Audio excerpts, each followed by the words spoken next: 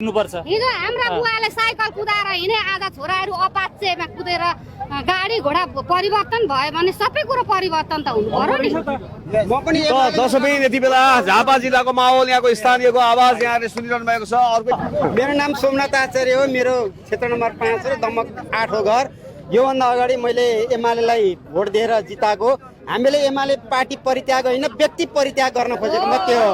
Party UML नै छौ तर व्यक्ति परित्याग गर्ने हो। मान्छे चाहिँ तपाईँ एमाले, भोट चाहिँ फेरि सूर्यमा नहाल्ने नहाल्ने कस्तो निर्णय हो त त्यसो भए? होइन, उहाँको बोली वचनको कारणले गर्दाखेरि नहाल्ने। एक अनौठो कुरा गर्नुभयो नि त, एमाले चाहिँ हुँ तर सूर्यमा हाल्दिनँ भन्छ।